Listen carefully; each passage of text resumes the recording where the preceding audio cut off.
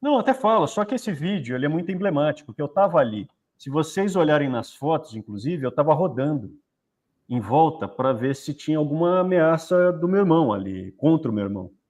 Então eu fiquei de olho ali, porque tinha uma multidão, ele foi ser ouvido ali na Polícia Federal, e aí falaram assim, olha, entra pela garagem. Não, não vai entrar pela garagem, não é bandido, meu. Por que tem que se esconder? Aí ele foi pela frente, quando ele voltou, o pessoal levantou ele. E aí, pô, quando levantaram, qual é o discurso, né? Normalmente o brasileiro ia fazer um maior discurso, né? Oh, amigos brasileiros, estamos sempre, eu estou aqui para... Não, ele pegou e falou, não falou na lata, meu. A primeira coisa que eles vão pegar é a liberdade de expressão. É isso, é simples o que ele falou. Isso foi em 2020. Só que em 2020 a prioridade era motociata, lambebunda de ídolo. E deu muito errado, muito errado. E era o cara que falou. Ele estava lá pregando, não estava nem no deserto, tinha o pessoal ouvindo. Só que depois foi destroçado, né? Então esse vídeo ele é muito emblemático. Apesar, você vê, quando levantaram ele, 99% dos brasileiros já, pô, deixa eu aproveitar, fazer um belo discurso aqui, eu estou aqui me sacrificando. É simples e direto, entendeu? Esse vídeo é muito... é histórico, né? É um vídeo histórico. E aqui dos programas, é o que eu falei, eu combinei com o Eric, até amanhã eu estou indo para o Paraguai, de novo. Vou encontrar lá com os faroleiros, vamos falar de novo ali com um cara da segurança ali do Paraguai. E falei para o Eric, tá, começar a fazer semana sim, semana não, pessoalmente ali em Osasco, que o Brasil ele está conseguindo parar a vida das pessoas, né? A vida das pessoas você não consegue mais levar. O Brasil chegou nesse ponto. Eu estava assistindo na TV aí um casal que mora na Itália, é inacreditável, a família italiana. Aí eu estava assistindo, eles tentaram abrir uma franquia que, nossa, eles contando, cara. E é Itália, hein? Não é, pô, o cara é Estados Unidos, ou... a Itália já é flexível, já não é tão certinho em comparação a outros países.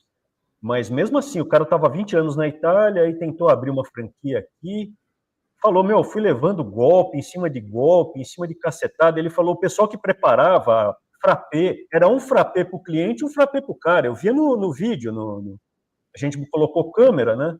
Era um bolinho para o cara, para o cliente, um bolinho para o cara. E aí, pô, maior prejuízo, né? Porque o bolinho que eu estou vendendo não é um bolo, é da franquia, então é caro, eu tenho prejuízo. Assim, o Brasil realmente é... Enfim, é o farol, cara, é o milagre que eu tenho. Arthur, você já viu o milagre? Já. Num país desse que tá... O meu avô tinha uma marcenaria e o pessoal tinha uma loja de móvel junto com a marcenaria, o pessoal já dava golpe nele aí há 40 anos. Num país desse, perdido, né, de novelas da Globo, de cultura ruim, né, de, ó, é vantagem, o que eu levo nisso? O importante é levar vantagem. Num país desse, cara, ainda tem gente honesta. Isso para mim é um milagre. E os faroleiros, eu entro, eu converso, me dá uma satisfação de conversar com o faroleiro. Pessoal honesto. De vez em quando a gente pega um aí, manda embora, deixa para longe. Mas assim, a gente vê que é gente honesta, o pessoal conversando. O Eric e o Gabriel, cara, encontrar um Eric e o Gabriel aí pô, é uma pérola, né, meu? Como diz, é um rubi, né, que está na Bíblia, é um rubi. São rubis. Os olhos do Eric são rubis. Cara, você encontrar gente honesta no Brasil é isso, ainda dá ânimo de lutar. Ainda dá ânimo de lutar. Mas o país em frangalhos, cara, pelo menos tem um farol da liberdade. Pelo menos. Então é isso, a gente vai fazer aí a cada semana sim, semana não, mais ou menos, né? Nada suíço, semana sim, semana não. Pode ser 2 semanas, não, enfim. Mas a ideia é que não dá mais para fazer toda semana pessoalmente. Infelizmente. Gabrielzão?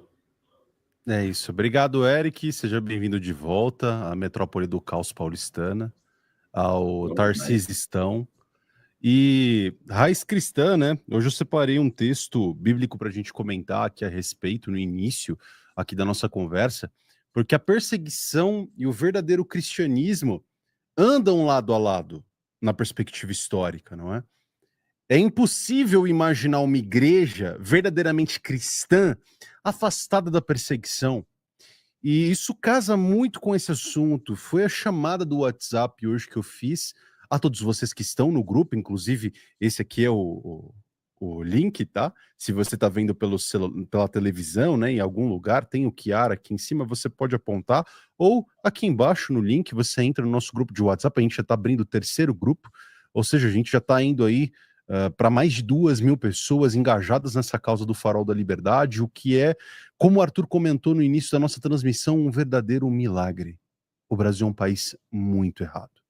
E o exemplo bíblico que me salta aos olhos aqui, que eu relembrei na minha pesquisa para o nosso programa de hoje, é o texto de Atos 4, que você pode ler junto comigo, caso você tenha uma Bíblia aí à mão ou na internet, Atos dos Apóstolos 4, do 13 ao 20.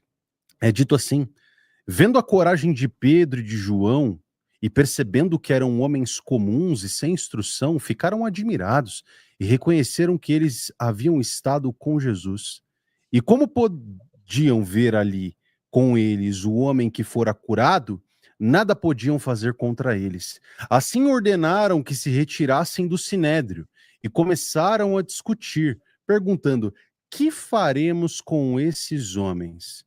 Todos os que moram em Jerusalém sabem que eles realizaram um milagre notório que não podemos negar. Todavia, para impedir que isso se espalhe ainda mais no meio do povo, precisamos adverti-los que não falem com mais ninguém sobre este nome. Então, chamando-os novamente, ordenaram-lhes que não falassem nem ensinassem em nome de Jesus. Mas Pedro e João responderam: julguem os senhores mesmos se é isso justo aos olhos de Deus, obedecer aos senhores e não a Deus. Pois não podemos deixar de falar do que vimos e ouvimos. Então aqui, qual que é o contexto para você compreender? Na passagem de Atos 3, que é a anterior, o capítulo anterior, Pedro e João curam um homem que era coxo, ou seja, um paralítico. E eles aproveitam a atenção, né, a notoriedade desse milagre, porque esse homem era um homem conhecido e foi curado, restabelecido, uma pessoa que agora podia andar e antes não é? E eles aproveitam esse momento junto ao povo para pregar sobre Jesus e sobre a ressurreição de Cristo, e que, na verdade, o poder dado a eles para reaver aquela capacidade ao homem foi dado por Deus. Isso incomoda as autoridades religiosas dos judeus naquela época, que prendem ambos e levam eles ao sinédrio, que era uma espécie de conselho judaico. E sem negar o milagre, já que era público, era impossível negar, os líderes decidem ameaçar os discípulos de Cristo, proibindo os apóstolos de continuar a pregação, ou seja, falando sobre Cristo, falando sobre as boas novas do evangelho, temendo ali que a notícia se espalhasse. Então Pedro e João respondem eles ali, como é dito no 19, vocês julgam se é justo ouvirmos o que vocês estão dizendo ou dizer o que de fato nós vimos da parte de Deus e ouvimos da parte de Deus. A gente não vai parar de falar. E essa passagem aqui é um marco da resistência à censura numa época onde era hostil se falar a respeito de Cristo, mostrando que a obediência de Deus está acima de qualquer autoridade humana, seja ela qual for. Então, quando nós falamos de discurso, de liberdade, de possibilidade de pregação do evangelho, de vir aqui abrir uma live e fazer conexões da vida cotidiana que temos hoje com a Bíblia, com a época dos apóstolos, com a época dos profetas do Antigo Testamento, nós temos aqui uma possibilidade de ouro, em detrimento de diversas pessoas que hoje não podem falar publicamente da fé cristã no mundo de hoje. Eu não estou falando da época dos apóstolos, eu estou falando dos nossos dias. Hoje cristãos não podem pregar na China, no Iêmen, na Coreia do Norte, na Arábia Saudita, em diversos lugares do mundo. É proibido o prosélito cristão. Então, toda vez que uma pessoa é calada, é censurada, deve ser muito caro a todos os cristãos, independente de quem essa pessoa seja, independente se ela defende o que nós defendemos, ou se ela está dizendo coisas que nós gostamos ou não. Por quê? Hoje é o Léo Lins, Hoje, outras pessoas, o Monark mesmo, que eu já trouxe por aqui, e entre tantos outros, já foram calados. Já foram calados. Isso aconteceu. E o cara tomou uma cana agora, foi condenado, né, ali a princípio, 8 anos de cadeia, de prisão, por contar piadas. Piadas que você pode gostar, pode não gostar, aí é uma questão de gosto, você pode não gostar de humor, a sua pegada é outra, a sua pegada é rir de tirinha da Turma da Mônica, e você não gosta do Léo Lins, não tem problema. Você tem liberdade, inclusive, para isso, para não gostar. Mas agora, um cara, um comediante, em cima de um palco, contando piadas a uma plateia, ser calado, condenado à prisão e condenado a pagar uma multa milionária de restituição a quem? Quem foi a vítima? Quem é vítima de uma piada? Quem é vítima do que alguém diz em qualquer lugar? Ninguém é vítima.